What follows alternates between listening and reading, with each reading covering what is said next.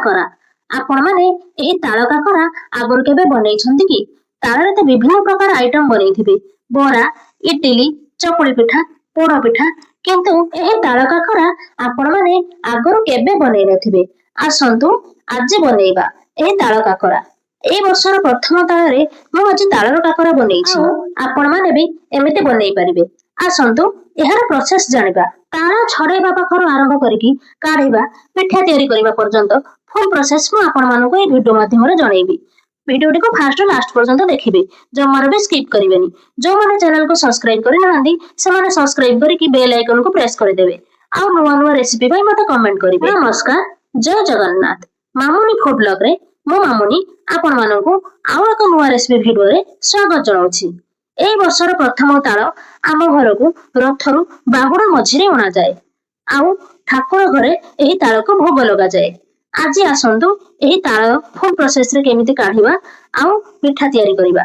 ତ ତାଳକୁ ଆମେ ଉପରି ଭାଗରୁ ପ୍ରଥମେ କାଢିଦବା, ତାପରେ ତାର ଚୋପାକୁ ଏମିତି କାଢିଦବା। କାଢି ସାରିବା ପରେ ସେ ତାଳର ମଞ୍ଜିକୁ ଅଲଗା କରିଦବା। ତାର 3ଟା ମଞ୍ଜି ବାହାରିଛି, ଆଉ ସେ 3ଟା ମଞ୍ଜିକୁ ମୁଁ ଏମିତି ପାଣିରେ ଚକୁଡି ଦଉଛି। ପାଣିରେ ଚକୁଡି ଦେଲା ପରେ ସେ ତାଳଟା ନରମ ହେଇଯାଏ ଆଉ ଭଲସେ ପନିକିରେ ବାହାରେ। ଆଉ ଏ ତାଳକୁ ପନିକି ସାହାଯ୍ୟରେ ହିଁ ଆପଣମାନେ କାଢିପାରିବେ। ଦେଖନ୍ତୁ ପନିକି ସାହାଯ୍ୟରେ ମୁଁ ଏ ତାଳକୁ କେମିତି ବାହାର କରୁଛି। ଆପଣମାନେ ସେମିତି ହିଁ ବାହାର କରିବେ। ଏବେ ଚାଲନ୍ତୁ ଆମେ ଗୋଟେ ବଡ ନଡିଆକୁ କୋରିଦବା। ନଡିଆକୁ ପ୍ରଥମେ ପାଣି ବାହାର କରି ସାରିଲା ପରେ ତାକୁ ଏମିତି କୋରଣୀ ସାହାଯ୍ୟରେ କୋରିଦେଲି।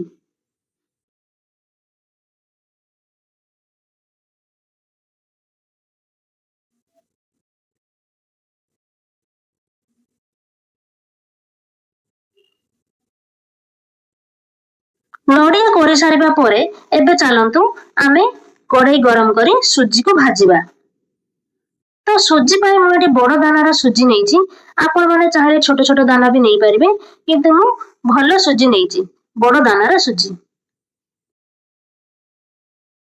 ତାଳକୁ ତ ମୁଁ ବାହାର କରି ନେଇଥିଲି, ତାଳ ଆଉ ନଡିଆ କୋରା। ଚାଲନ୍ତୁ ସୁଜି ଆମର ଏବେ ଭାଜି ହେଇଗଲାଣି, ତାକୁ ଆମେ ଏବେ ଗୋଟେ ଜାଗାକୁ କାଢି ନେବା। ଦେଖନ୍ତୁ ସୁଜି ଆମର ଭାଜି ହେଇଗଲାଣି। ଏବେ ଆମେ ସୁଜିକୁ ଗୋଟେ ଜାଗାକୁ କାଢି ନେବା। ଦେଖନ୍ତୁ ମୁଁ ସୁଜିକୁ ଗୋଟେ ଜାଗାକୁ କାଢି ନେଲା ପରେ ପୁଣି ସେଇ କଡେଇରେ ଅଳ୍ପ କିଛି ପାଣି ଗରମ କରି ଗୁଡକୁ ଦେଇଦେଲି। ତ ଗୁଡ ଏମିତି ମେଲ୍ଟ ହେଇଗଲା ପରେ ଆମେ ପିଠା ପାଇଁ ନଡିଆ ପୁର ବନେଇବା। ଦେଖନ୍ତୁ ପିଠା ପାଇଁ କେମିତି ମୁଁ ନଡିଆ ପୁର ବନେଇଦେଲି। ନଡିଆ ପୁର ଏବେ ଆମର ବନେଇକି ରେଡି ହେଇଗଲାଣି। ଏବେ ଆମେ ଗ୍ୟାସକୁ ଅନ୍ କରିବା। ନଡିଆ ପୁରକୁ ବାହାର କରିଦେଇ ପୁଣି ସେଇ କଡେଇରେ ଆମେ ଅଳ୍ପ ପାଣି ଦେବା।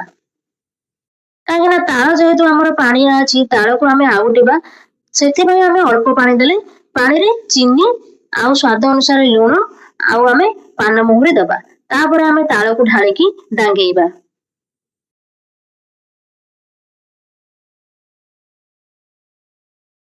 ମୁଁ ଯେମିତି ବନଉଛି ଆପଣମାନେ ସେହି ପ୍ରୋସେସରେ ହିଁ ବନେଇବେ। ସେହି ପ୍ରୋସେସରେ ବନେଇଲେ ହିଁ ଆପଣମାନଙ୍କର ତାଳ କାକରା ପରଫେକ୍ଟ ବନିବ। ତାଳକୁ ଢାଳିକି ଆମେ ଡାଙ୍ଗେଇଲା ପରେ ତାଳ ଅଳ୍ପ ଫୁଟି ଆସିବ। ଆଉ ତାଳ ଫୁଟି ଆସିବା ପରେ ଆମେ ସୁଜି ପକେଇବା। ହଁ, ସୁଜିକୁ ଅଳ୍ପ ଅଳ୍ପ କରି ପକେଇକି ଆମେ ଡାଙ୍ଗେଇବା। ମୁଁ ଯେହେତୁ ଏଠି ବଡ ଦାନାର ସୁଜି ନେଇଛି, ଏ ସୁଜି ତ ଆମର ବିଣ୍ଡା ହବନି, କିନ୍ତୁ ଛୋଟ ଦାନାର ସୁଜି ନେଲେ ସେ ସୁଜି ବିଣ୍ଡି ବିଣ୍ଡି ହେଇଯାଏ। ସେଥିପାଇଁ ଆମେ ଅଳ୍ପ ଅଳ୍ପ କରିକି ସୁଜିକୁ ଦେଇ ଡାଙ୍ଗେଇବା।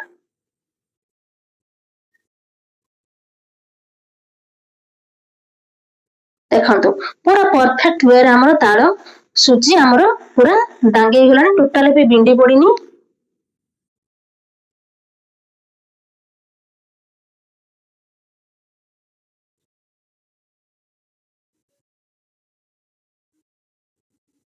ଖଳି ଆମର ଏବେ ଧୀରେ ଧୀରେ ଫୁଟିକି ଶୁଖି ଶୁଖି ଆସିବ।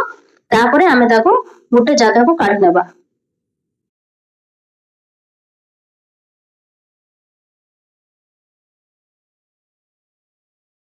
ଯେହେତୁ ମୁଁ ବଡ ଦାନାର ସୁଜି ନେଇଛି, ସେଥିପାଇଁ ଏଠି ମୁଁ ଅଳ୍ପ ସୁଜି ପକେଇଥିଲି। କାହିଁକି ନା ସେ ସୁଜି ଫୁଲିବ, ଫୁଲିଲା ପରେ ଆମର ଠିକ ମାପରେ ସେ ହେଇଯିବ। ତ ଏବେ ମୁଁ ଓହ୍ଲେଇ ଦେଲିଣି। ଏବେ ସୁଜିକୁ ମୁଁ ଓହ୍ଲେଇ ଦେଇ ଏବେ ଚାଲନ୍ତୁ କାକରା ବନେଇବା। ଦେଖନ୍ତୁ ଯେମିତି ମଣ୍ଡା ପିଠା ଆପଣ ମାନେ ତିଆରି କରନ୍ତି, ପ୍ରଥମେ ଗୋଲ ଗୋଲ ବନେଇକି ତାପରେ ତାକୁ ଫୁଲ ବନେଇକି ତାପରେ ତା ଭିତରେ ନଡିଆ ପୁର ଦେଇକି ଆମେ ଏମିତି ପୁଣି ତାକୁ ଭୁଜିଦବା। ଦେଖିବେ ସାଇଡ ରେ କେବେ ବି ନ ଫାଟିଥିବା ଦରକାର। ଯଦି ସାଇଡ ରେ ଫାଟିଯିବ ତାହେଲେ ତେଲ ଆମର ତା ଭିତରେ ପଶିଯିବ କି ପିଠା ଭାଙ୍ଗିଯିବ। ଦେଖନ୍ତୁ ଏମିତି ପରଫେକ୍ଟ ରେ ଆପଣ ମାନଙ୍କର କାକରା ବନିକି ରେଡି ହବା ଦରକାର।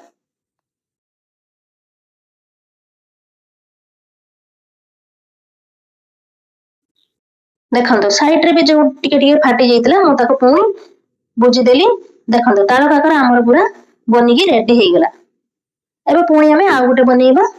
ତ ଆଉ ଗୋଟେ ବନେଇ ସାରିବା ପରେ ଏବେ ଆମେ ଗୋଟି ଗୋଟି କରି ସବୁ କାକରାକୁ ବନେଇଦବା।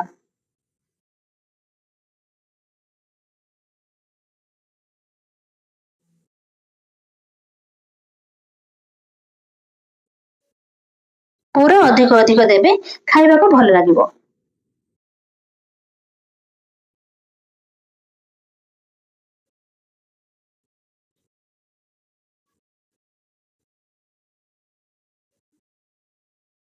ଦେଖନ୍ତୁ ଆଉ ଗୋଟେ କାକରା ବି ମୋର ବନିକି ରେଡି ହେଇଗଲା।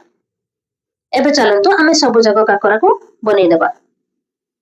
ତ ସବୁ ଯାକ କାକରା ବନେଇ ସାରିବା ପରେ ଏବେ ମୁଁ ପୁଣି ଗ୍ୟାସ୍ ଅନ୍ କରିକି କଢେଇ ବସେଇ କଢେଇ ଗରମ ହେଇଗଲା ପରେ ପୁଣି ମୁଁ ସେଥିରେ ତେଲକୁ ଢାଳିଦେଲି। ଏବେ ଆମେ ଗୋଟାକ ପରେ ଗୋଟେ କାକରା ପକେଇବା ଗରମ ତେଲ କଡାରେ।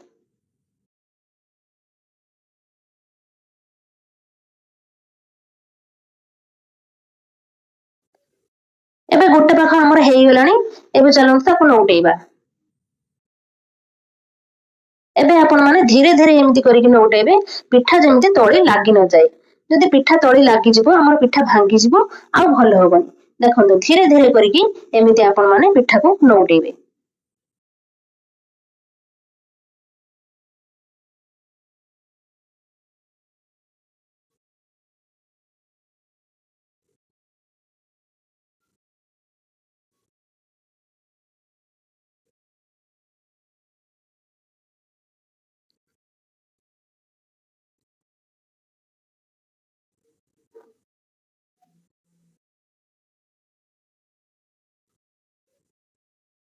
ଦେଖନ୍ତୁ ଆମର ଆର ପାଖ ବି ହେଇଗଲାଣି, ପୁଣି ତାକୁ ଆର ପାଖକୁ ନଉଟେଇଦବା।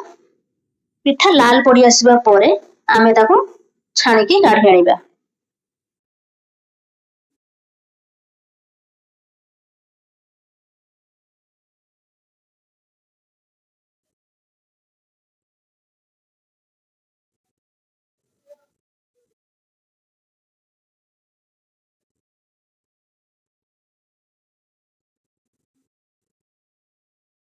ଏବେ ଦେଖନ୍ତୁ ପ୍ରଥମ ତାଳ କାକରା ଆମର ପୁରା ବନିକି ରେଡି ହେଇଯାଇଛି। ଏବେ ଆମେ ତାକୁ ଛାଣିକି ପ୍ଲେଟକୁ କାଢି ନେବା। ଦେଖନ୍ତୁ ଏବେ ମୁଁ ପ୍ଲେଟକୁ କାଢି ନେଲି।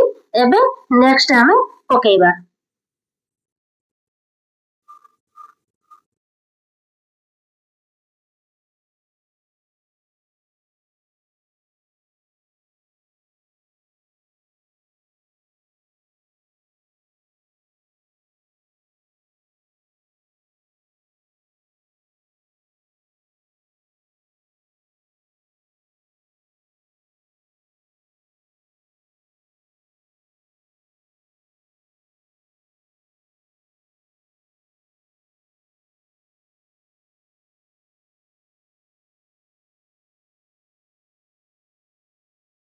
ଏବେ ମୁଁ ନେକ୍ସଟ ଗୋଟି ଗୋଟି କରି କାକରାକୁ ପୁଣି ତେଲରେ ପକେଇଦେଲି।